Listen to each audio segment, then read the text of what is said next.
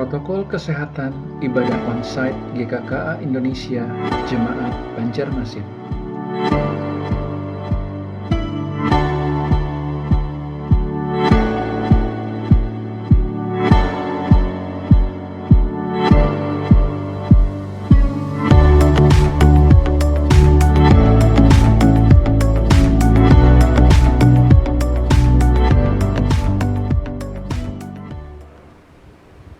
Shalom Jemaat GKKA Banjarmasin, tidak terasa sudah cukup lama kita beribadah secara online.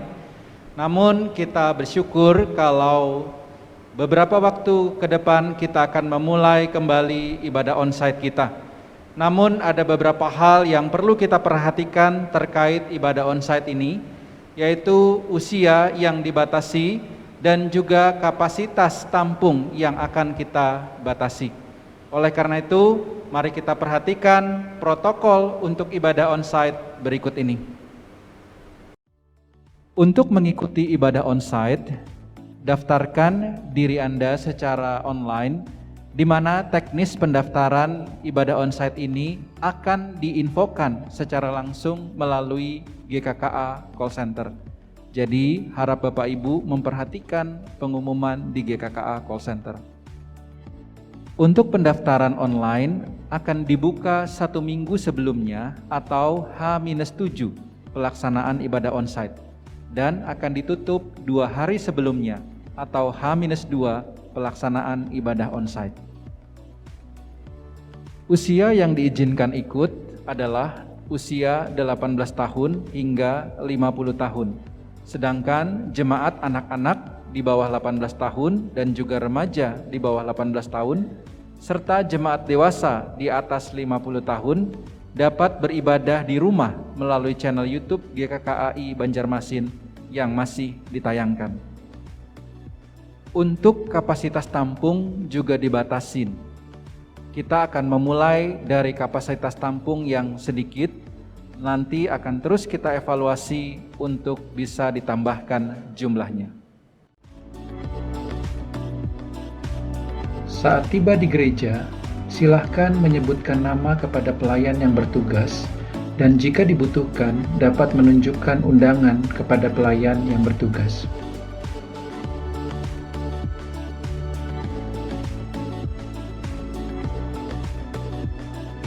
Pelayan yang bertugas akan mengukur suhu tubuh Anda. Setelah itu, Anda dapat mencuci tangan dengan sabun dan air mengalir di tangga bawah gereja sebelum memasuki ruang ibadah. Pelayan yang bertugas akan mengukur suhu tubuh Anda. Jika suhu melebihi 37,3 derajat, Anda tidak diizinkan memasuki ruang ibadah. Ingatlah untuk selalu menjaga jarak antar jemaat lain sekitar 2 meter. Di pintu masuk, Anda akan disambut oleh hamba Tuhan dan gunakan salam tanpa bersentuhan atau namaste. Setelah itu, Anda akan diarahkan oleh pelayan yang bertugas untuk menuju tempat duduk yang sudah disediakan.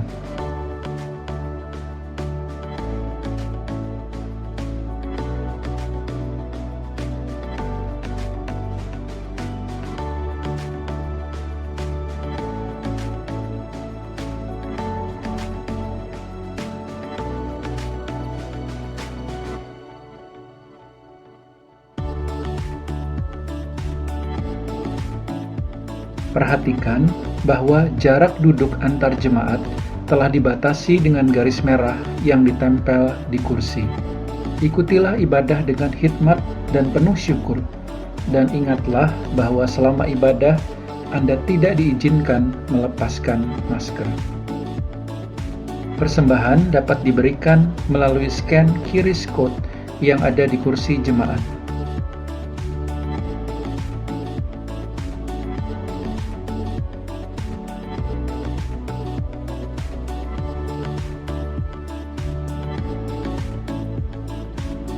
Setelah ibadah selesai, Anda bisa keluar dari ruang ibadah dengan teratur dan bergantian.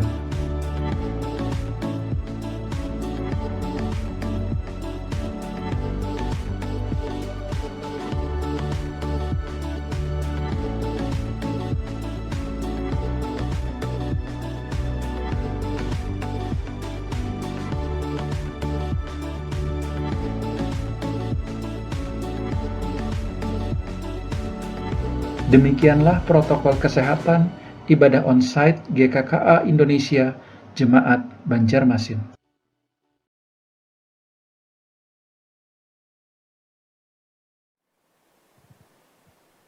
Shalom jemaat Tuhan yang terkasih dimanapun berada pada saat ini, baik di tempat ini maupun di rumah masing-masing. Bagaimana kabarnya? Kiranya penyertaan Tuhan sempurna untuk kita.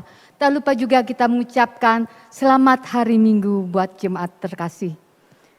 Tak terasa kita sudah memasuki ibadah secara onsite walau masih terbatas pada jumlah yang hadir dan usia yang dibatasi.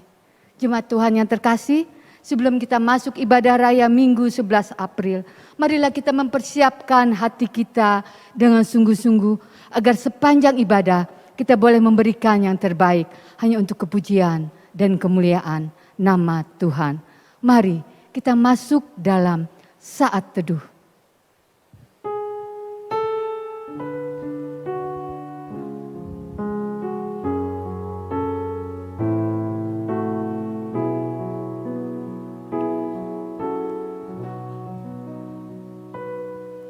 Yesus Tuhan, mulialah namanya. Yesus Allahku, besar kasih-Nya. Dahulu, sekarang, dan sampai selamanya. Kasih-Nya tak pernah berubah. Yesus Tuhan, mulialah namanya. Yesus Allahku, besar kuasa-Nya. Dahulu, sekarang, dan sampai selamanya. Kuasa-Nya tak pernah berubah. Dia sanggup, Yesus sanggup melakukan perkara yang besar. Dia sanggup, Yesus sanggup memulihkan yang terluka, menyembuhkan yang menderita. Dia sanggup memulihkan hidupmu.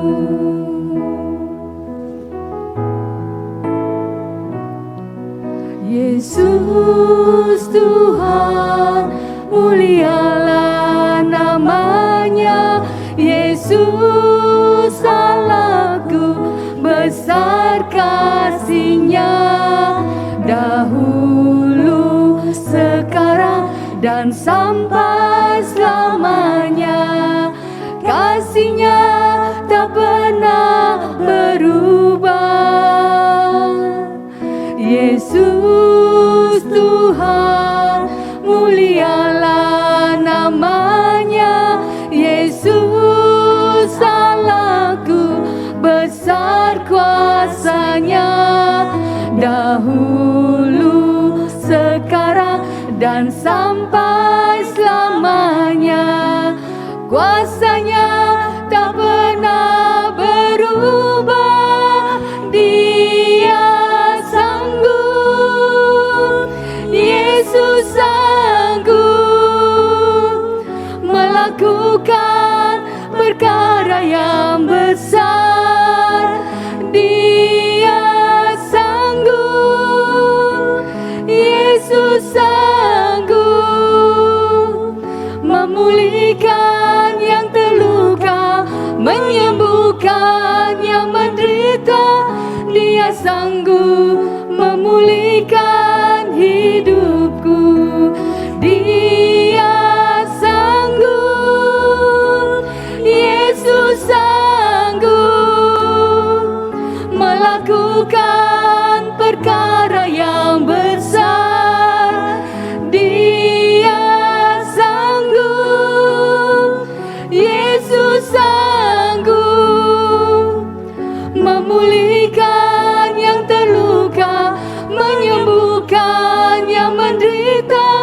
Dia sanggup memulihkan hidupmu. Dia sanggup memulihkan hidupmu. Dia sanggup memulihkan hidupmu.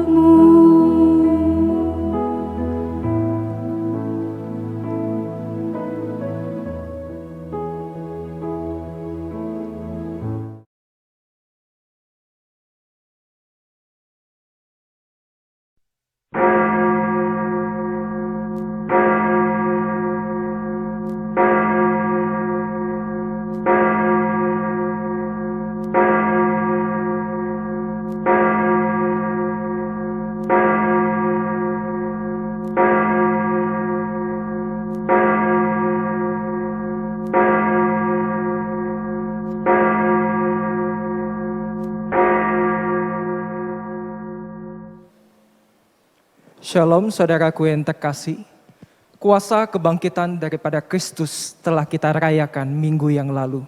Namun biarkanlah ucapan syukur kita dan kuasa kebangkitannya boleh selalu menyertai kita dan menjadi pengucapan syukur bagi kita untuk boleh beribadah pada hari ini.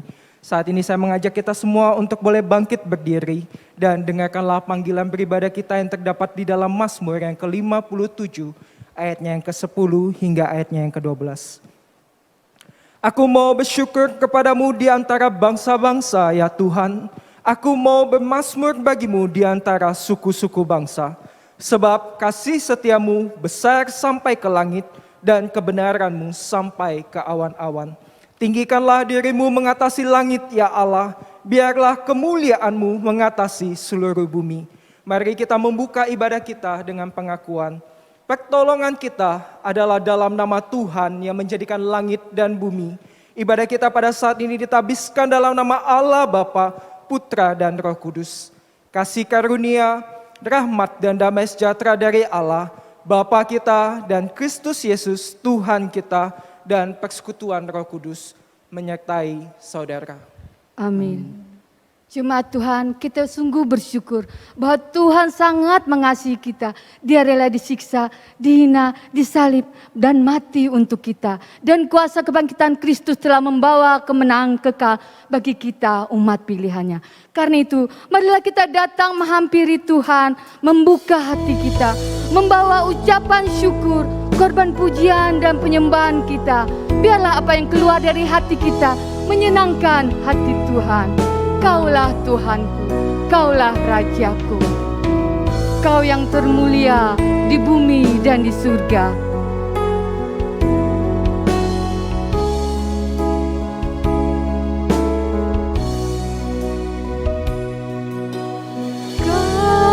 Kaulah Tuhanku, Kaulah Rajaku.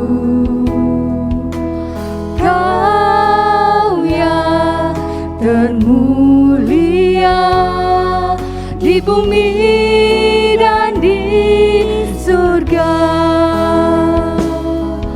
Ku sembah Kau Tuhan, ku sembah Kau Tuhan, ku puji, ku muliakan nama-Mu. Ku sembah Kau Tuhan, ku sembah Tuhan, ku puji, ku muliakan nama-Mu.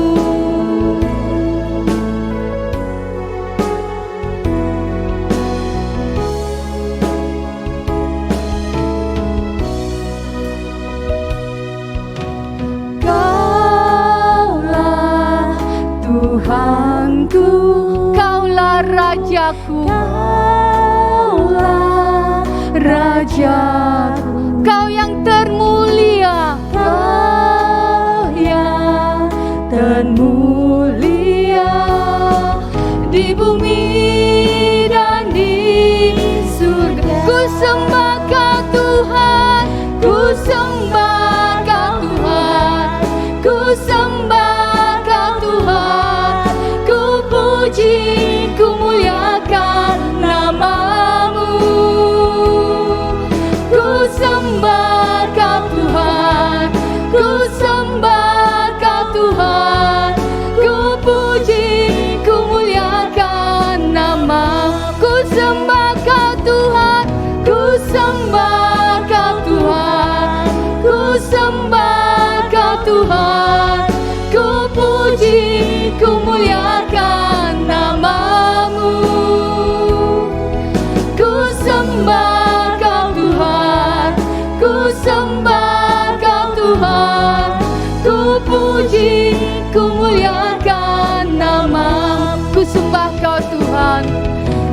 sembah Kau Tuhan, ku sembah Kau Tuhan, ku puji, ku muliakan nama-Mu. Ya, hanya Engkaulah Tuhan yang layak dipuji dan layak disembah. Jemaat Tuhan, kami persilakan untuk duduk. Saudaraku, mari pada saat ini sebagai manusia yang berdosa, yang tidak lepas dari dosa, pelanggaran, dan kesalahan kita. Mari kita mengakui akan dosa pelanggaran kita di hadapan Tuhan dengan bersama-sama naikkan litani pengakuan dosa kita. Ah Tuhan, Allah yang maha besar dan dahsyat, yang memegang perjanjian dan kasih setia terhadap mereka yang mengasihani Engkau, serta berpegang kepada perintah-Mu. Kami telah berbuat dosa dan salah, kami telah berlaku fasik dan telah memberontak. Kami telah menyimpang dari perintah dan peraturan-Mu. Ampunilah kami ya Tuhan. Kami sering salah mempergunakan kebebasan yang ada pada kami dengan melakukan hal yang tercelah di mata-Mu. Kami telah berbuat dosa dan salah. Kami telah berlaku fasik dan telah memberontak. Kami telah menyimpang dari perintah dan peraturan-Mu. Ampunilah kami ya Tuhan. Kami tidak melibatkan Tuhan dalam pengambilan keputusan yang kami lakukan, sehingga kami lebih bersandar kepada keinginan nafsu kami yang berdosa. Kami telah berbuat dosa dan salah. kami telah berlaku fasik dan telah memberontak. Kami telah menyimpang dari perintah dan peraturan-Mu. Ampunilah kami ya Tuhan. Dalam keluarga kami tidak berlaku menjadi orang tua yang baik bagi anak-anak kami, dan tidak menjadi anak yang patuh bagi orang tua kami. Kami telah berbuat dosa dan salah. Kami telah berlaku fasik dan telah memberontak. Kami telah menyimpang dari perintah dan peraturan-Mu. Ampunilah kami ya Tuhan. Bersama-sama, dosa kami diberitahukan kepadamu, dan kesalahan kami tidaklah disembunyikan. Kami berkata, kami akan mengaku kepada Tuhan pelanggaran-pelanggaran kami, dan Engkau mengampuni kesalahan karena dosa kami. Demi nama Kristus Yesus, kami berdoa. Mari kita mengamini akan pengampunan daripada Tuhan dan menerima akan berita anugerah yang terdapat di dalam Roma, pasalnya yang ketiga, ayat yang ke-23 hingga ayatnya yang ke-25. Karena semua orang telah berbuat dosa dan telah kehilangan kemuliaan Allah, dan oleh kasih karunia telah dibenarkan dengan cuma-cuma karena penebusan dalam Kristus Yesus. Jemaat Tuhan, kami persilakan untuk berdiri. Kita bersyukur karena Tuhan sudah mengampuni dosa-dosa kita.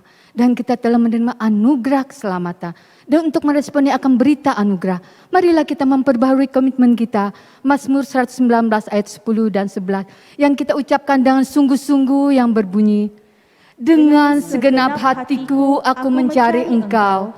Janganlah biarkan aku menyimpang dari perintah-perintah-Mu. Dalam hatiku aku menyimpan janji-janji-Mu, supaya aku jangan berdosa terhadap Engkau. Jemaat Tuhan, kami persilakan untuk duduk.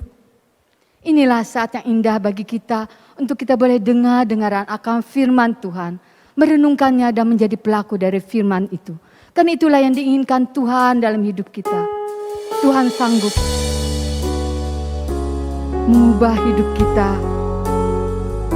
Dia sanggup memulihkan hati yang terluka.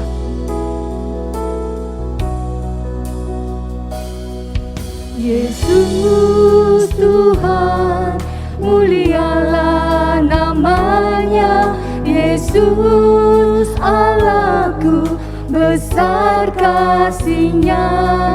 Dahulu, sekarang, dan sampai selamanya. Kasih-Nya tak pernah berubah. Yesus Tuhan, mulialah namanya. Yesus Allahku, besar kuasa-Nya. Dahulu, sekarang, dan sampai selamanya. Kuasanya tak pernah berubah. Dia sanggup, Yesus sanggup melakukan perkara yang besar. Dia sanggup, Yesus sanggup memulihkan yang terluka, menyembuhkan yang menderita. Dia sanggup memulihkan hidupku. Dia sanggup, Yesus sanggup melakukan perkara yang besar. Dia sanggup, Yesus sanggup memulihkan yang terluka, menyembuhkan yang menderita. Dia sanggup memulihkan hidupmu. Dia sanggup memulihkan hidupmu.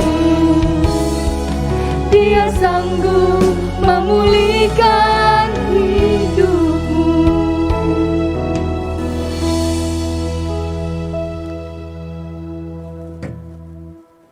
Shalom saudaraku.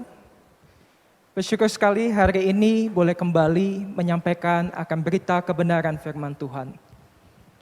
Saya ingin setiap Bapak Ibu yang berada di rumah maupun yang berada di gereja, sebelum saya membacakan nas firman Tuhan, mari dengarkanlah beberapa monolog dari pribadi-pribadi yang mengalami luka.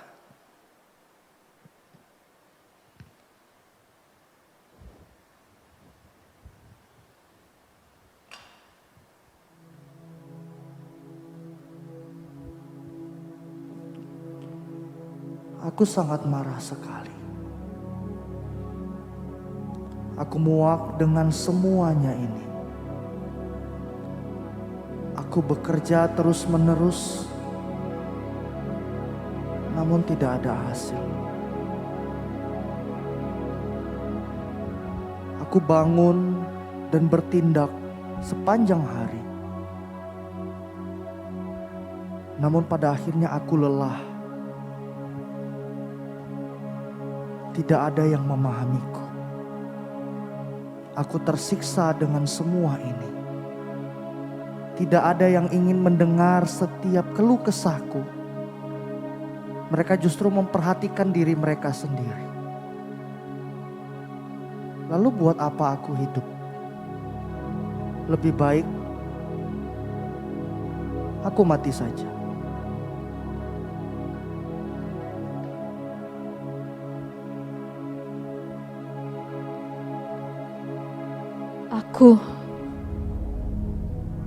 Aku lelah sekali. Mengapa semua ini bisa terjadi padaku? Mengapa hal ini bisa terjadi pada diriku?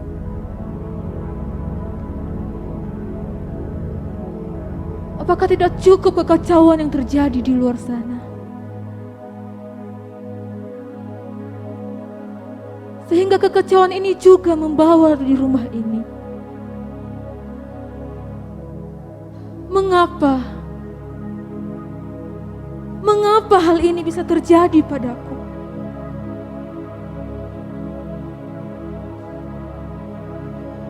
Apakah dia berpikir bahwa dia saat ini sendiri menderita?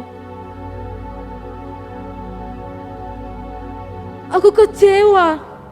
Aku marah. Sudahlah, biarkan semua kekacauan ini terjadi.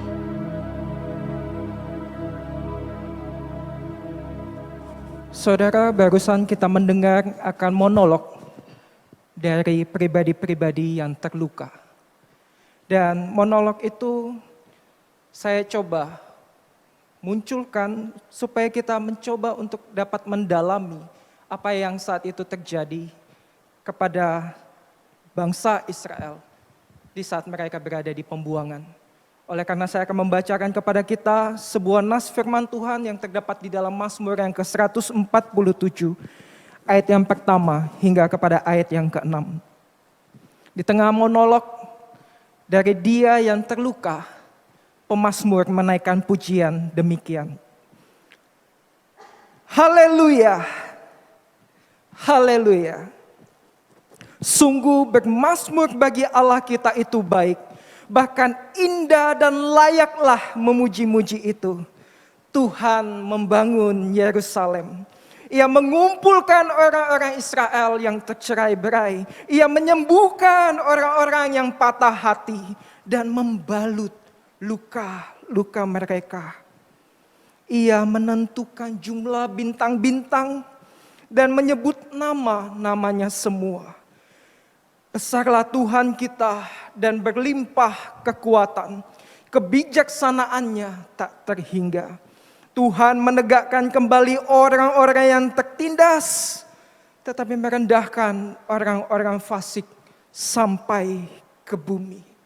Mari kita tundukkan kepala kita, kita berdoa, memohonkan akan tuntunan daripada Roh Kudus, agar kita memahami kebenaran firman Tuhan-Nya.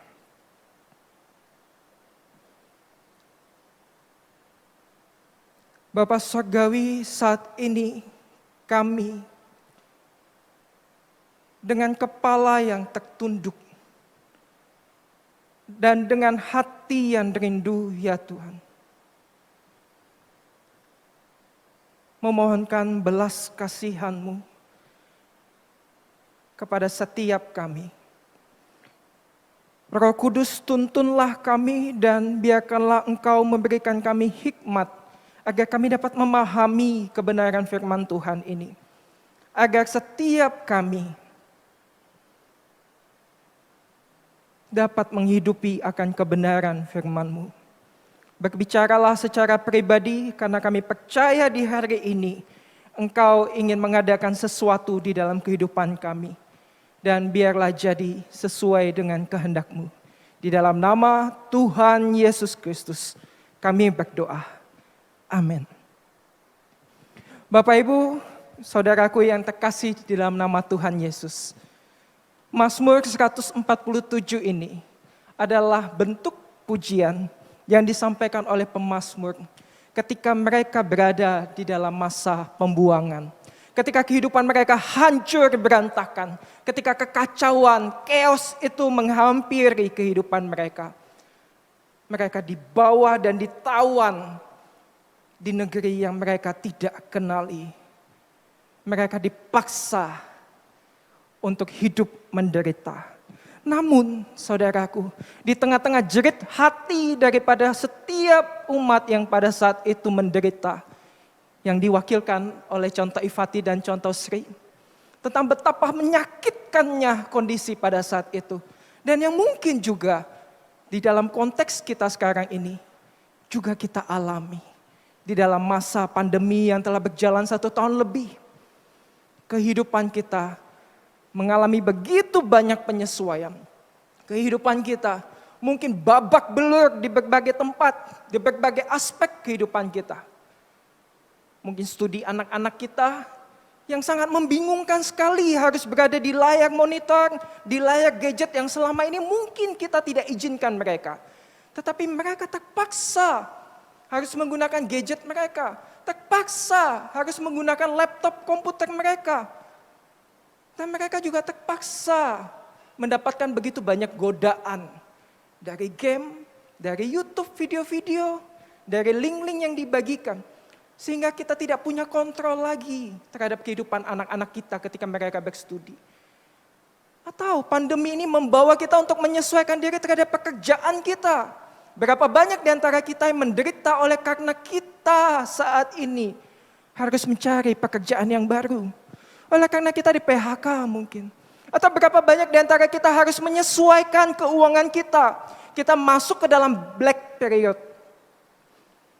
Kita masuk ke dalam masa gelapnya kita. Kita mungkin harus gunting kartu kredit kita. Kita harus gunting kartu ATM kita. Oleh karena pemasukan kita mungkin cuma tinggal setengah. Sedangkan pengeluaran di masa pandemi begitu besar. Engkau harus beli masker, bukan? Setiap hari minimal engkau harus pakai 1. Kalau dulu saya bertanya-tanya begitu ya kepada orang yang merokok. Berapa banyak yang dihabiskan untuk rokok dalam 1 hari? Dalam 1 bulan? Dalam 1 tahun? Dalam 10 tahun? Apakah sudah terbangun satu rumah? Kemudian beberapa waktu yang lalu saya muncul juga curiosity saya. Kalau 1 hari saya keluar 1 kali, saya pakai masker. Masker itu paling murah 2.000. 2.000 sekali pergi. Pulang sudah harus dibuang. Kalau saya kelupaan, saya mau beli sesuatu lagi, saya harus keluar lagi, harus pakai masker lagi. Dan harus keluar lagi uang untuk beli masker. Kita memiliki pengeluaran yang tidak sedikit. Kita mengkonsumsi suplemen vitamin dan yang lainnya. Kita harus makan yang sehat, yang bergizi, yang bisa menolong supaya imun tubuh kita jadi lebih baik. Namun kita juga mungkin babak belur, saudara, di dalam menyesuaikan diri di dalam masa pandemi ini. Begitu banyak pekerjaan kita bawa pulang dari kantor masuk ke dalam rumah kita. Emosi yang bercampur aduk. Tidak ada lagi batasan pemisah pagar rumah dengan pagar kantor, saudaraku.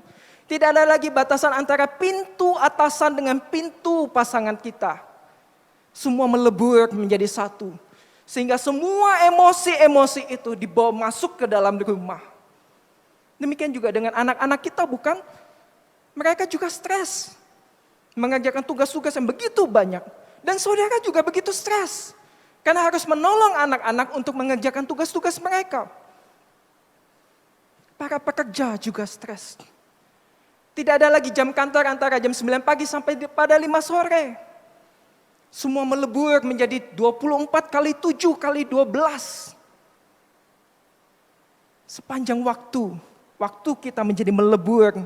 Emosi kita tercampur aduk menjadi satu. Kekacauan yang demikian mungkin juga menghampiri rumah kita, saudaraku. Sehingga mungkin saja monolog di awal tadi mewakili hati kita. Oh Tuhan, mengapa hal ini terjadi? Mengapa Engkau izinkan aku mengalami ini? Pandemi semua orang mengalami, saudaraku. Betul sekali semua orang mengalami pandemi. Tetapi tidak semua orang meresponi dengan cara yang sama. Saudara, saya membawa beberapa benda. Yang pertama saya bawa kopi, saudara. Kalau saya buka, saya nggak tahu apakah yang di dalam ruangan ini bisa mencium aroma daripada kopi ini. Karena cukup jauh dan Bapak Ibu juga pakai masker. Yang kedua saya bawa wortel. Saudara, aku bisa lihat ya, ini wortel ya. Ini kalau ala-ala beauty vlogger mungkin tangannya harus diginiin supaya kameranya fokus gitu ya. Saya bawa wortel, saudara. Dan selanjutnya yang saya bawa dengan sangat hati-hati, saya bungkus dengan tisu di dalam tas ini. Saya bawa telur, saudaraku. Ada kopi, ada wortel, dan juga ada telur. Mungkin hal ini bisa menggambarkan kepada kita bagaimana seseorang itu menghadapi akan masalah atau situasi atau hal-hal yang tidak menyenangkan di dalam kehidupan. Dan saya bawa panci, saudaraku. Panci ini mungkin jadi panci legend ya. Ibu-ibu generasi 90-an, 80 seperti saya mungkin tahu ini gambar ayam jago yang sangat terkenal itu. Tapi poinnya ada pancinya, saudaraku. Panci ini jika saya isi dengan air, kemudian saya rebus. Saya masak begitu ya. Kemudian saya rebus, saudaraku. Apa yang terjadi kepada wortel yang keras ini ketika saya masukkan, kemudian saya rebus selama berjam-jam. Apa yang terjadi, saudara? Wortel yang keras ini, dia akan melembek. Dia akan jadi lembut. Telur yang cangkang luarnya mungkin tampak kokoh, tampak keras. Tetapi dalamnya cair, dalamnya sangat lembek. Tetapi jika saya rebus dia, maka isinya juga akan menjadi keras. Dari yang lembut menjadi keras. Bagaimana dengan kopi, saudaraku? Kopi, jika saya masukkan ke dalam air panas atau saya rebus, maka dia akan menyampur jadi satu. Dia akan menyesuaikan diri dengan air panas itu.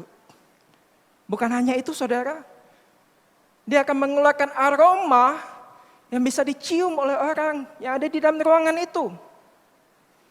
Dan demikianlah saudara, ketika kita menghadapi sebuah persoalan kehidupan atau situasi yang tidak menyenangkan. Mungkin ada di antara kita yang seperti wortel.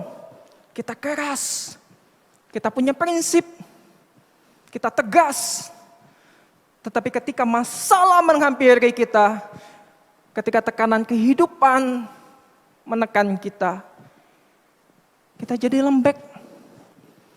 Kita nggak tahu mesti ngapain. Kita terpukul kalah dan mengalah.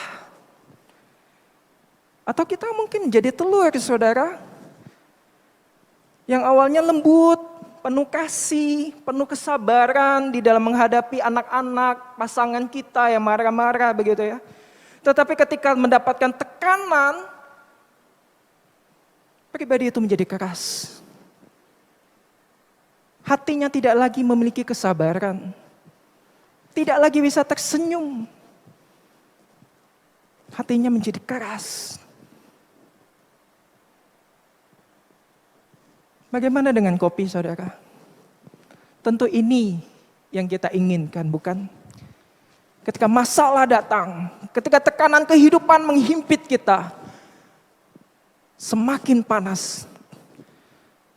Justru kita akan semakin jadi berkat buat orang banyak. Orang banyak akan mencium aroma yang menyenangkan. Bahkan orang banyak mungkin bisa mencicipi minuman kopi tersebut. Ini adalah cara-cara manusia di dalam menghadapi masalah. Dan mungkin kita salah satunya. Ada yang jadi wortel, ada yang jadi telur, ada yang jadi kopi. Monolog pertama yang disampaikan di dalam awal khotbah saya, itu menunjukkan bahwa manusia secara natural akan melakukan itu. Akan mengeluh, akan marah, akan kecewa, akan sedih. Tetapi saudara, firman Tuhan kita di Mazmur 147, dengan uniknya, pemazmur itu tidak seperti beberapa mazmur yang lain yang menyampaikan keluhan kepada Tuhan, yang menyampaikan ketidakadilan kepada Tuhan terhadap orang fasik, yang menyampaikan tentang betapa dia menderita, betapa dia susah, betapa dia yang paling seolah-olah di dunia ini itu yang paling menderita. Tidak di Mazmur 147, di dalam kondisi berada di dalam pembuangan. Pemazmur menyampaikan pengharapannya. Pemazmur menyampaikan pengenalannya terhadap Tuhan. Bahwa Tuhan yang demikianlah yang dia sembah. Tuhan yang demikianlah yang dia puja-puji. Tuhan yang demikianlah yang kepada dia datangi. Walaupun pada saat itu dia sama sekali tidak bisa mendatangi Tuhan. Dia sama sekali tidak bisa, saudara, beribadah kepada Tuhan karena berada di pembuangan. Tetapi dia bermazmur kepada Tuhan, dia sampaikan, Tuhan seperti demikian, terpujilah Tuhan. Dan sungguh baik dalam kondisi engkau itu hancur berantakan, dalam kondisi engkau itu chaos, dalam kondisi engkau itu tertekan, puji Tuhan. Naikkan pujian bagi Tuhan. Dan ketika engkau menaikkan pujian bagi Tuhan, maka engkau akan menemukan bahwa Tuhan itu baik. Dan bahwa Tuhan itulah yang akan membalut lukamu.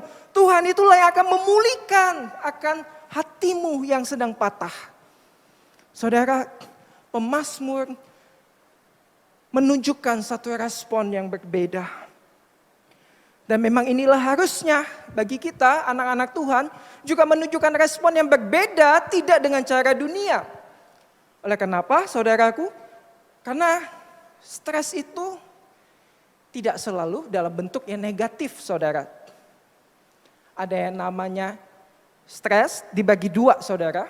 Ada yang namanya eustress, ada yang namanya distress. Kalau yang distress ini adalah stres yang negatif, yang membuat kita itu menderita, tidak nyaman, dan secara emosi itu ngedown, gitu ya. Itu distress. Tapi ada yang namanya eustress. Kita tahu bahwa tekanan itu datang untuk membuat kita semakin menjadi lebih baik. Ada ujian datang itu membuat kita untuk naik level. Oleh karena kenapa? Karena kita tahu bahwa Allah yang kita sembah adalah Allah yang tidak memberikan pencobaan-pencobaan yang tidak kita bisa lewati.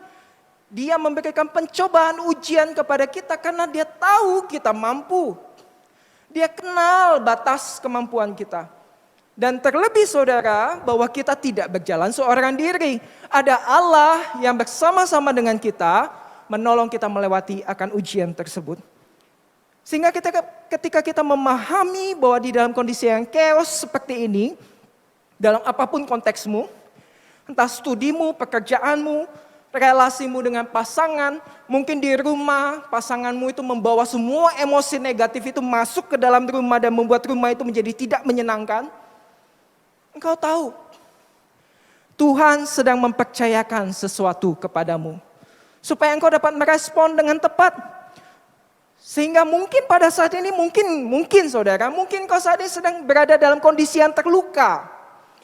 Dengan perkataan daripada suamimu mungkin, atau sikap daripada istrimu mungkin. Kita tidak tahu apa yang terjadi di dalam rumah kita masing-masing, saudaraku. Oleh karena kenapa? Oleh karena setiap keluarga punya ceritanya masing-masing. Dan setiap keluarga punya aturannya masing-masing. Sehingga tidak heran ada yang berkata bahwa setiap keluarga punya kitabnya masing-masing. Kitab yang sulit untuk ditafsirkan. Kitab yang sulit untuk dibaca. Sulit untuk dipahami oleh orang lain. Setiap keluarga memiliki ceritanya masing-masing. Saudaraku, di dalam kondisi yang demikian, saya mencoba begitu untuk masuk ke dalam sebuah pengalaman keluarga yang mungkin tidak menyenangkan dan yang memang mungkin pernah saya alami sewaktu saya kecil. Pertengkaran antara papa mama, piring terbang sana sini, itu saya alami, saudara. Dan saya mencoba membayangkan apakah situasi itu juga terjadi di dalam rumah saudara. Apakah ada pertengkaran yang terjadi? Ada tutur kata yang tidak menyenangkan sehingga itu melukai hati. Ada sikap perilaku, bahkan pengabaian. Engkau dicueki oleh pasanganmu dan itu melukakan hati. Ketika engkau tersenyum kepada anakmu ngambek dan gak mau menyapa engkau. Engkau terluka. Engkau terluka di dalam kondisi yang demikian. Saudara, hal ini menjadi realitas yang terjadi di rumah-rumah kita. Atau puji Tuhan kalau rumahmu tidak, saudara. Tetapi mari melihat akan pintu tetanggamu. Hal inilah yang terjadi. Mengapa saya berani mengatakan demikian, saudaraku? Oleh karena laporan daripada beberapa penelitian dan juga berita-berita yang keluar beberapa waktu yang lalu ini menunjukkan bahwa angka KDRT itu meningkat drastis. Angka perceraian juga meningkat drastis, saudara. Bahkan di dalam sebuah penelitian mengatakan, COVID ini mungkin akan berlalu, tetapi akan muncul pandemi yang selanjutnya, yakni pandemi kesehatan mental. Saudara, pandemi ini merebut banyak hal di dalam kehidupan kita. Banyak hal di dalam aspek kehidupan kita itu dirusak oleh kondisi demikian. Tetapi ingat saudara, bahwa ketika kita kenal Tuhan, kita harus melihat bahwa setiap stresor ini, setiap tekanan ini, itu tidak dimaksudkan untuk menghancurkan kita, untuk melumpuhkan kita, untuk membuat kita itu berantakan. Tidak, saudara. Tetapi engkau perlu melihat, meresponi dengan cara pemazmur, meresponi keadaannya. Yakni melihat kepada Allah sang pengharapan itu. Bahwa Allah yang meskipun mengizinkan apa yang saat ini kita alami, itu membalut luka-luka kita. membantu kita. Ia menyembuhkan orang-orang yang patah hati dan membalut luka-luka mereka. Saudara, saat ini engkau boleh babak belur, tapi jangan lupa datang kepada Tuhan. Lihat luka-lukamu. Oleh karena kenapa saudara? Oleh karena seringkali juga manusia itu enggan untuk melihat lukanya sendiri. Enggan untuk mengobati lukanya sendiri. Sehingga ia memilih untuk melarikan diri dari masalahnya. Orang itu punya banyak cara untuk menghadapi masalahnya, saudara. Ada yang jadi wortel, ada yang jadi telur, ada yang jadi kopi. Ada yang bisa fokus sama masalahnya dan dia selesaikan masalahnya. Ada juga yang ngadapinnya pakai emosi. Marah-marah, menangis setiap waktu, masuk ke fase depresif, kemudian tidak bisa bangkit dengan emosinya. Dan ada juga yang dengan unik mengabaikan masalahnya, melarikan diri dari masalahnya, nyuekin masalahnya, seolah-olah tidak terjadi. Oleh kenapa saudara? Oleh karena terlalu sakit, terlalu menderita kalau menghadapi masalah tersebut. Terlalu menyakitkan. Sehingga dia memilih untuk lari. Saudara, saya tidak ingin menebak-nebak apa yang terjadi di rumah saudara. Tetapi di dalam kondisi, situasi yang begitu sensitif 1 tahun belakangan ini, tentu banyak luka yang hadir di dalam rumah kita. Luka yang terjadi kepada diri kita sendiri, atau luka yang diakibatkan oleh diri kita kepada anggota keluarga kita. Mungkin suami melampiaskan emosinya terhadap usaha yang jatuh atau pekerjaan yang hancur kepada orang-orang yang ada di rumah. Sehingga perkataannya menjadi begitu negatif. Perkataannya begitu menyakitkan kepada pasangannya. Kepada anak-anaknya. Atau mungkin suami terluka oleh karena istri menuntut begitu banyak di tengah-tengah masa yang tidak gampang ini. Uang belanja harus sekian. Uang untuk jalan-jalan harus sekian. Tahun ini harus tetap bawa keluarga untuk liburan.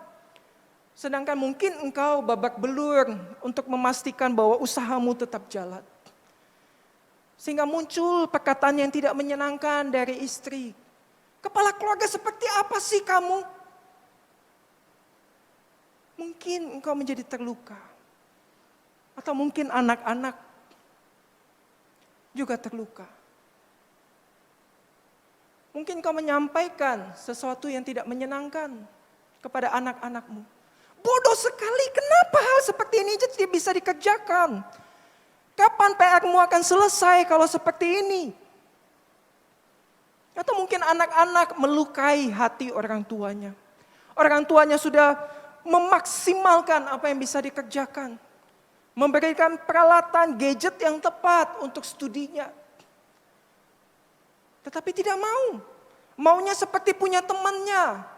Maunya yang merek ini. Maunya bisa ini, bisa itu. Sehingga anak-anak mungkin mulai mengabaikan orang tuanya. Sehingga sebagai orang tua kita bertanya, kenapa anak ini begitu kurang ajar kepada saya?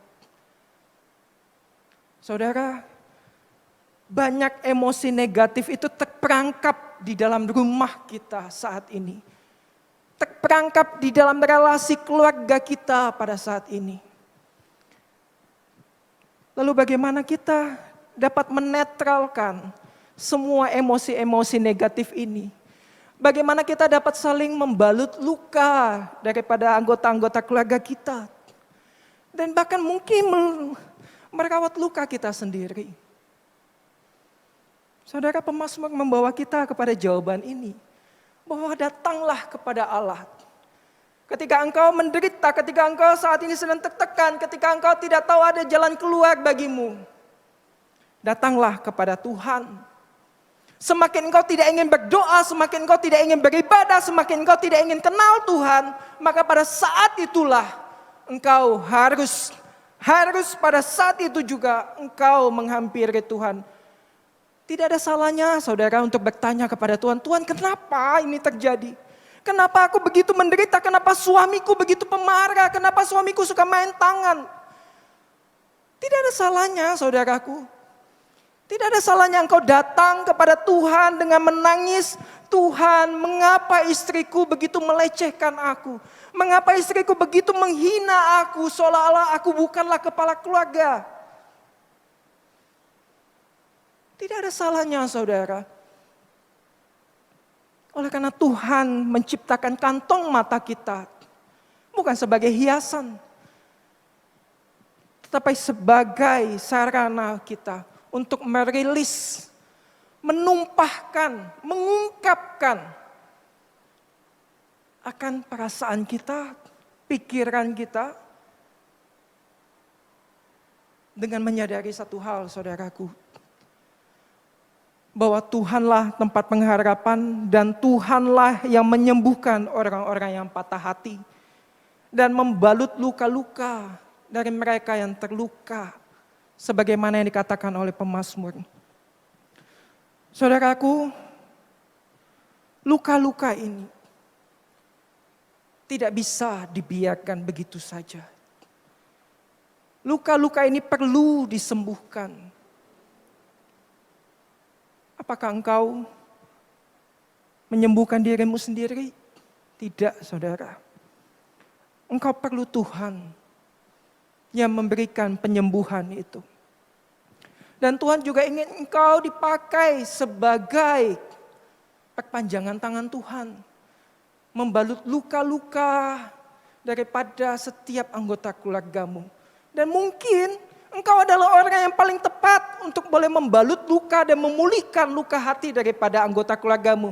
Oleh karena kenapa? Oleh karena engkau yang paling tahu lukanya di mana. Mungkin perkataanmu yang tidak menyenangkan. Mungkin perlakuanmu yang menyebabkan mereka menjadi terluka. Saudara, mari kita datang minta ampun kepada Tuhan. Tuhan, pada saat ini aku minta ampun Tuhan. Aku menyadari kesalahanku. Dan aku ingin memulihkan kondisi keluargaku. Mari hampiri Tuhan saudara. Oleh karena apa saudaraku?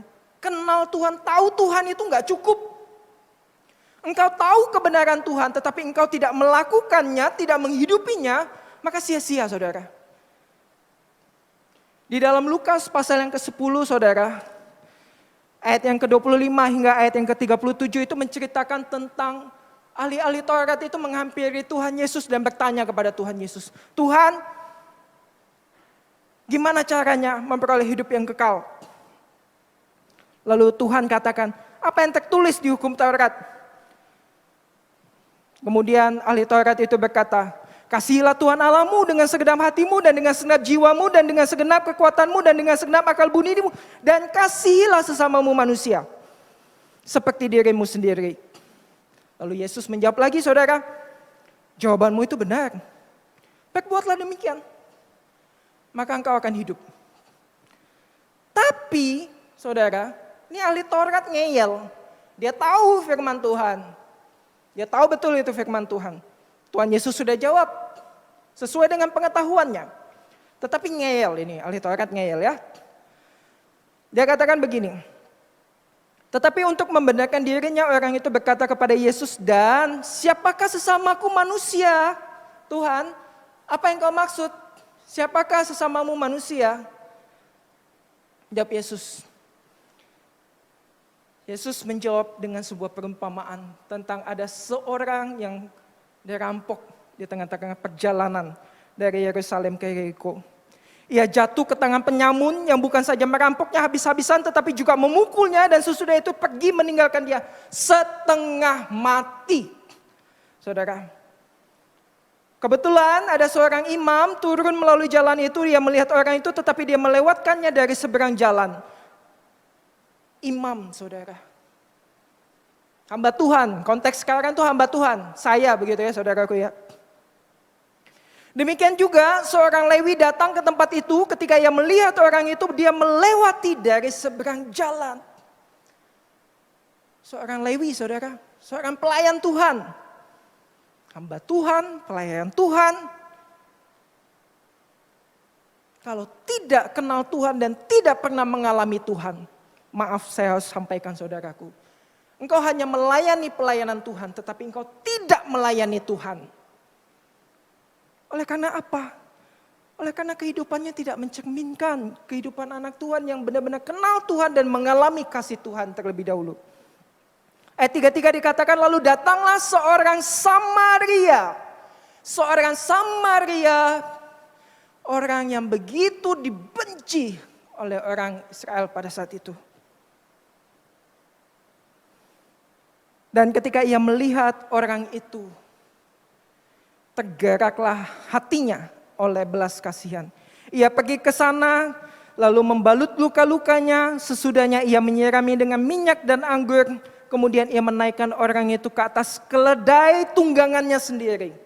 Keledai tunggangannya sendiri, lalu membawanya ke tempat penginapan dan merawatnya. Tidak berhenti di sana saudara. Dikatakan keesokan harinya ia menyerahkan 2 dinar kepada pemilik penginapan itu.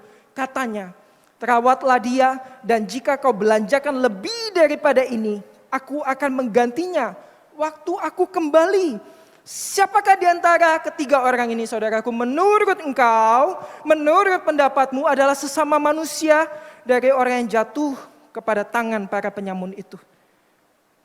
Jawab orang itu, yakni para ahli Taurat, orang yang telah menunjukkan belas kasihan kepadanya. Kata Yesus kepadanya, pergilah dan perbuatlah demikian. Saudara, kalau kita menyimak baik-baik bagian daripada firman Tuhan yang baru saya bacakan di dalam Lukas pasal yang ke-10 ayat 25 hingga kepada ayat yang ke-37 ini, kita akan memahami bahwa saudara diminta oleh Tuhan. Engkau bukan hanya perlu mengasihi Tuhan. Oleh karena apa? Oleh karena ketika engkau berkata, aku mengasihi Tuhan, maka tidak bisa tidak engkau juga harus mengasihi sesamamu. Siapa sesamamu? Mungkin pasanganmu. Siapa sesamamu? Mungkin anak-anakmu. Siapa sesamamu? Mungkin orang tuamu, saudaraku. Dan mereka sedang terluka saat ini. Mungkin mereka terluka oleh karena orang lain. Tetapi bisa jadi mereka terluka oleh karena engkau. Sehingga engkaulah yang harus bertanggung jawab untuk membalut luka-luka mereka sebagai perpanjangan tangan Tuhan. Tapi saudara, kalau kita perhatikan lebih dalam lagi mengenai orang Samaria ini, kita melihat dia bukan hanya memberikan perhatiannya oleh karena dia tergerak oleh belas kasihan kepada pribadi yang sedang tergeletak terluka itu. Dia digerakkan oleh belas kasihan. Dia menyerahkan kehidupannya saudara. Dia gak nahan-nahan egonya untuk dibilang, cari perhatian. Bisa-bisanya aja. Pencitraan. Oleh karena orang Samaria begitu dibenci oleh orang Israel, saudara. Dia melepaskan egonya. Dia memberikan dirinya. Bagaimana kita tahu dia memberikan dirinya, saudara? Keledai yang dia tunggangi, ia pakai untuk mengangkut orang yang sedang terluka itu. Bukan hanya berhenti di sana saudara, bukan hanya dia berbelas kasih, tergerak di sana, dia keluarkan effortnya, dia lepaskan harga dirinya, dia kasih apa yang dia punya saudara. Bukan cuma nitipin selesai. Mungkin saudara bisa berkata, di gereja ada konselor, ya udah titipin aja nih.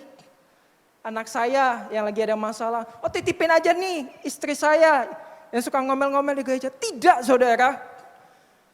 Dikatakan orang Samaria ini besoknya datang lagi. Ngomong sama pemilik penginapan, kalau engkau keluarin berapa, aku bayar. Saudaraku, ada upaya yang dilakukan. Ada usaha yang dilakukan. Dan itu tidak cuma satu kali saudara. Tetapi terus menerus dilakukan. Supaya apa? Supaya mendapatkan jaminan bahwa pribadi tersebut benar-benar bisa sembuh dan dipulihkan. Saudaraku, saat ini di dalam rumahmu, mari engkau berdoa, Tuhan apakah aku terluka, di mana lukaku? Dan mari engkau berdoa, Tuhan apakah pasanganku terluka? Apa yang terjadi selama 1 tahun ini? Mungkin kita terbawa arus, kita nggak tahu lagi, pokoknya hidup aja udah, jalani aja. Sehingga kita tidak menyadari bahwa kita telah saling melukai. Kita hidup meresponi cara dunia. Dan kita juga kemudian melukai hati Tuhan, saudaraku. Bukan hanya kita melukai hati sesama kita, tetapi kita juga melukai Tuhan oleh karena kita tidak hidup dengan caranya Tuhan. Saudara, hari ini, mari saudara kita berdoa. Tuhan, Engkau tahu diriku, luka di dalam hatiku. Tolong aku untuk pulih Tuhan. Kita juga dapat berdoa, Tuhan Kau tahu luka setiap anak-anakmu di dalam rumah ini. Mungkin istriku, pasanganku, suamiku. Mungkin anak-anakku atau mungkin orang tuaku. Tunjukkan kepadaku Tuhan lukanya di mana. Dan izinkan aku untuk membalut lukanya. Biarkan Tuhan memakai kita untuk boleh menjadi perpanjangan tangan Tuhan. Membalut luka-luka daripada setiap anggota keluarga kita. Mungkin tidak terjadi di rumah kita, ketoklah pintu tetanggamu. Dan tanyakanlah kabar mereka. Dan tolonglah mereka jika mereka menghadapi luka yang mereka tidak dapat sembuhkan seorang diri. Saudara, sebagai aplikasi kita minggu ini, mari engkau berdoa kepada Tuhan, biarkan Tuhan menunjukkan lukamu ada di mana. Luka akan anggota keluargamu ada di mana. Dan kemudian saya minta satu saja saudaraku. Satu saja yang bisa kita coba lakukan sepanjang minggu ini. Berikanlah satu senyuman. Satu senyuman. Setiap hari minimal satu saudara. Kepada anggota keluargamu. Sehingga mungkin satu senyuman ini dapat merobohkan tembok-tembok yang telah terbangun. Merobohkan akan rasa tidak nyaman yang selama 1 tahun lebih ini dibangun. Atau bahkan bertahun-tahun yang lalu dibangun.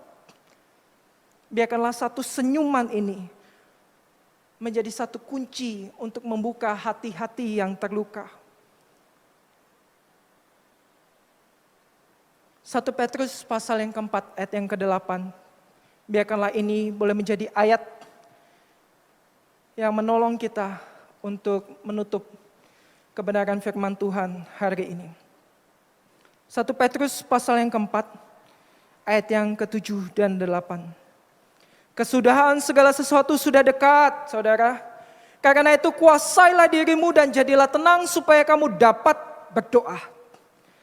Tetapi yang terutama, kasihilah sungguh-sungguh seorang akan yang lain. Sebab kasih menutupi banyak sekali dosa. Dan kasih Tuhan telah nyata bagi kita. Dia mati di atas kayu salib. Menderita, terluka, tercambuk, tertusuk dan tertikam oleh karena pelanggaran kita. Karena kasih-Nya, dosa-dosa kita Dia ampuni. Dan Tuhan juga mau pakai engkau, saudaraku. Tuhan mau pakai engkau menyebarkan kasih Tuhan. Sehingga kasih yang engkau tunjukkan juga boleh menutupi semua pelanggaran yang telah terjadi di rumah. Sehingga kita dapat memulai kembali, memulihkan diri, memulihkan keluarga kita untuk memuliakan Allah dan menggenapi akan kuasa kebangkitan Allah bagi kita semua. Yakni hidup semakin hari semakin menyerupai Kristus. Kita tundukkan kepala kita berdoa di hadapan Tuhan.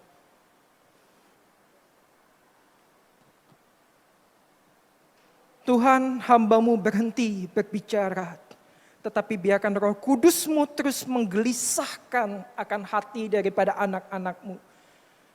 Sehingga setiap kami tidak melihat akan firman Tuhan hari ini sebagai sebuah sesuatu yang lalu begitu saja. Tetapi firman Tuhan hari ini boleh menolong kami melihat kepada pengharapan yang Allah sedang berikan kepada kami untuk memulihkan luka-luka hati setiap anak-anak-Mu. Bapa, pertemukan kami dengan luka-luka tersebut, sehingga kami dapat menjadi seorang Samaria yang baik hati itu, yang mau belajar mendengar suara Tuhan untuk memberi diri, melepaskan ego, dan mengupayakan pemulihan kepada setiap anggota keluarga kami yang saat ini sedang terluka. Tuhan, Engkau tahu kelemahan kami. Engkau tahu betapa kerasnya hati kami. Ampunilah kami dan berikanlah kami kemampuan untuk mengerjakan bagian yang Tuhan percayakan kepada kami di dalam rumah kami masing-masing. Ini doa kami, ini ucap syukur kami di dalam nama Tuhan Yesus Kristus. Kami berdoa. Amin. Jemaat Tuhan, kita sungguh bersyukur bahwa firman Tuhan pada hari ini yang memotivasi kita untuk memiliki keberanian menjalani hidup dan setiap tantangan yang ada di dalamnya. Hidup di dunia bagi kemuliaan Tuhan, karena kasih Tuhan nyata bagi kita. Mari jemaat Tuhan, kami persilakan untuk berdiri. Marilah kita bersama umat kudus Allah di sepanjang abad dan tempat. Kita mengikrarkan kembali akan iman percaya kita dan mengucapkan pengakuan iman rasuli yang berbunyi. Aku percaya kepada Allah, Bapa yang Maha Kuasa, Khalik langit dan bumi, dan kepada Yesus Kristus, anaknya yang tunggal Tuhan kita, yang dikandung daripada Roh Kudus, lahir dari anak darah Maria, yang menderita sengsara di bawah pemerintahan Pontius Pilatus, disalibkan, mati dan dikuburkan, turun ke dalam kerajaan maut. Pada hari yang ketiga, bangkit pula dari antara orang mati, naik ke surga, duduk di sebelah kanan Allah, Bapa yang Maha Kuasa, dan dari sana ia akan datang untuk menghakimi orang yang hidup dan yang mati. Aku percaya kepada Roh Kudus, gereja yang kudus dan am, persekutuan orang kudus, pengampunan dosa, kebangkitan orang mati, dan hidup yang kekal. Amin. Jemaat Tuhan, kami persilakan untuk duduk. Sebagai ungkapan syukur kita atas penyertaan Tuhan di dalam hidup kita, marilah kita memberikan persembahan kita yang terbaik bagi Tuhan. 1 Tawarik 29 ayat yang ke-14. Sebab siapakah aku ini dan siapakah bangsaku, sehingga kami mampu memberikan persembahan sukarela seperti ini. Sebab daripada mula segala-galanya, dan dari tanganmu sendirilah persembahan yang kami berikan kepadamu. Persembahan kita pada hari ini ada 3. Pertama, persembahan syukur atau persembahan untuk kas gereja dapat ditransfer ke rekening gereja yang ada di Bank BCA dan Bank Danamon, atau bisa juga menggunakan aplikasi online yang tertera di layar. Persembahan kedua, persembahan diakonia yang dapat ditransfer ke rekening gereja yang ada di Bank BCA, atau bisa juga dengan menggunakan aplikasi online yang tertera di layar yang berwarna oranye. Persembahan yang ketiga adalah persembahan untuk peduli kasih untuk bencana badai La Nina di NTT dan di NTB. Dapat ditransfer ke rekening misi yang ada di Bank Mandiri dan menambahkan nilai 11 pada 2 digit terakhir pada nominal yang mau ditransfer. Misal 100.000 Rp11 atau 1 juta Rp11. Mari jemaat Tuhan, bawalah persembahanmu yang terbaik bagi Tuhan.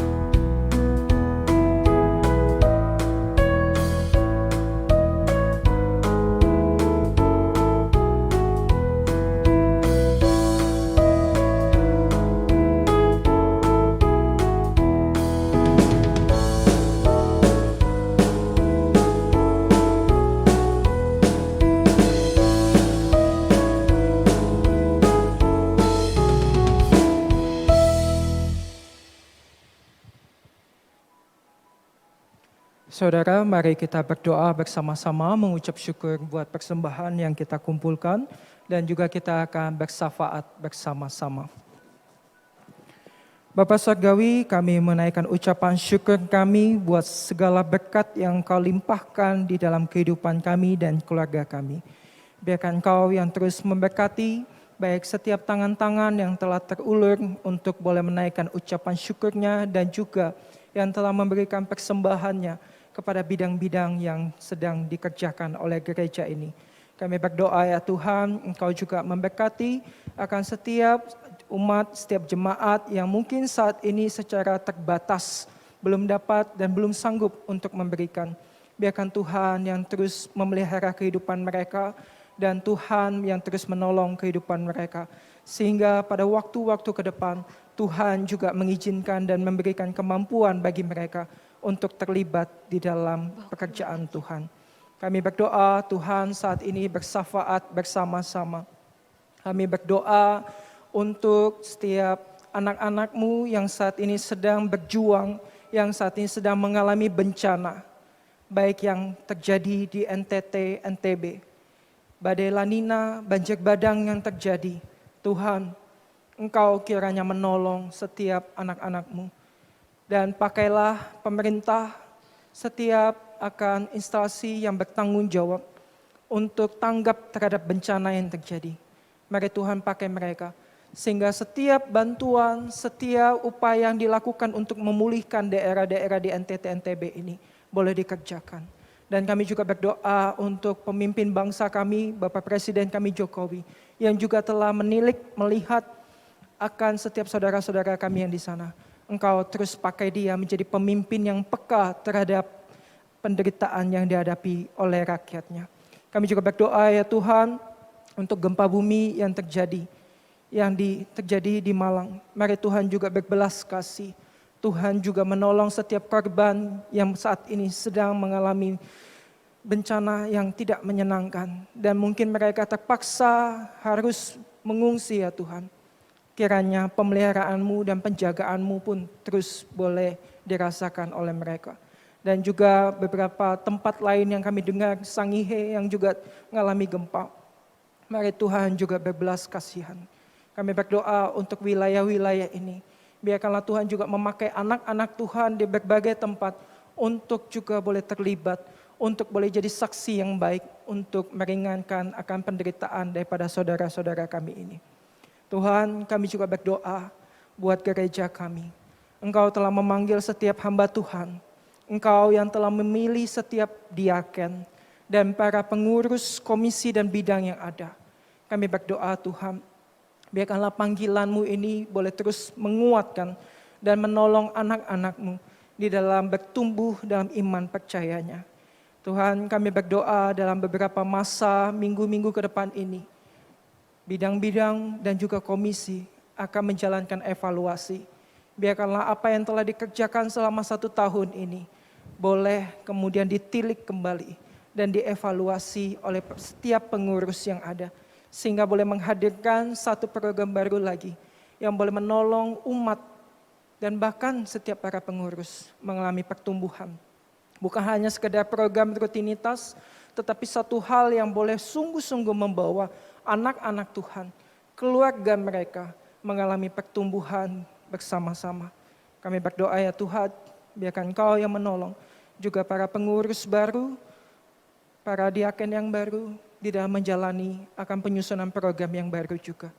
Kami berdoa juga setiap anak-anak-Mu yang saat ini dalam kondisi tubuh yang lemah dan sakit. Mari Tuhan, Engkau jamah kehidupan setiap anak-anak-Mu. Satu persatu, setiap anak-anak-Mu yang saat ini dalam kondisi lemah tubuh dan sakit. Mari Tuhan yang beranugerah dan Tuhan yang berkarya.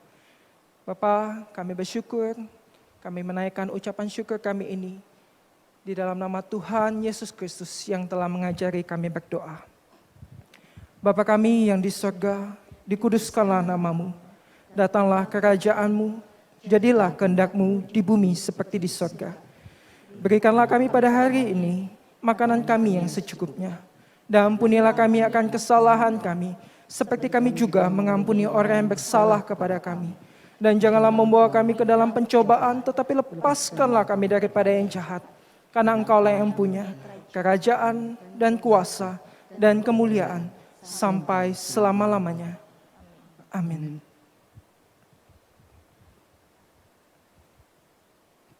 Saudara, setiap kita telah mendengar akan firman Tuhan. Mari kita mengarahkan hati kita kepada Tuhan. Arahkanlah hatimu kepada Tuhan, pergilah ke dalam dunia dengan damai. Milikilah keberanian, pertahankanlah apa yang baik, jangan lakukan yang jahat. Hiburlah mereka yang tawar hati, kuatkanlah yang lemah, bantulah yang menderita. Hormati semua orang, kasihi dan layanilah Tuhan. Bersukacitalah dalam kuasa Roh Kudus. Amin. Jemaat Tuhan yang terkasih, kita berada di akhir ibadah raya Minggu 11 April. Marilah kita berikan hormat pujian hanya bagi Dia. Suci, suci, suci. Tuhan Maha Kuasa, Dikau yang kami puji di pagi yang teduh.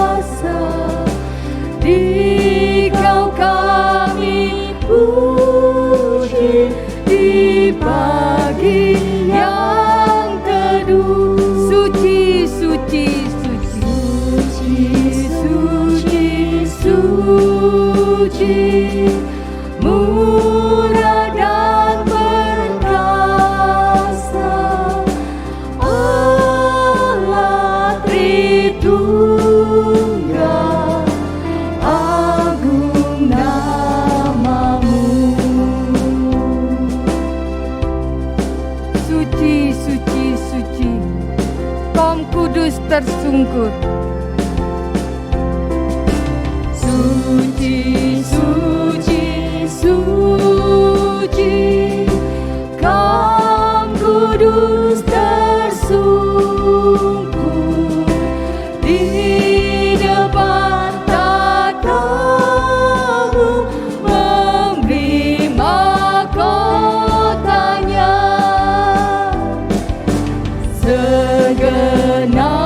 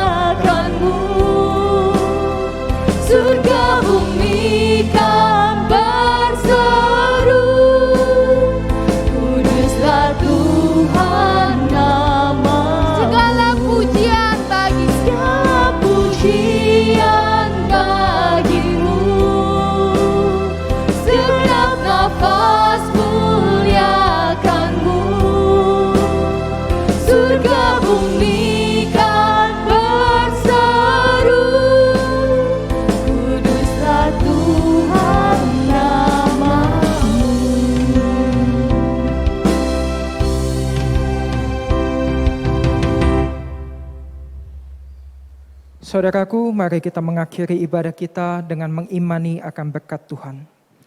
Tuhan memberkati kita dan melindungi kita. Tuhan menyinari kita dengan wajah-Nya dan memberi kita kasih karunia. Tuhan menghadapkan wajah-Nya kepada kita dan memberi kita damai sejahtera. Amin.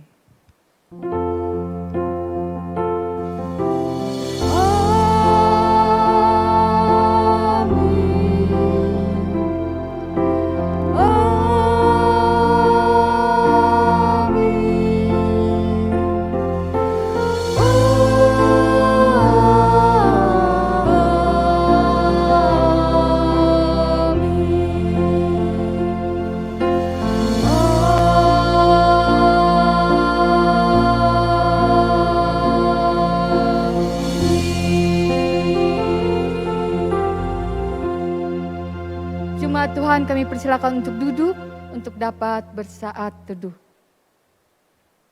Sesaat lagi kita bersama-sama akan mendengarkan warta Jumat. Ibadah kita selesai, Tuhan Yesus memberkati.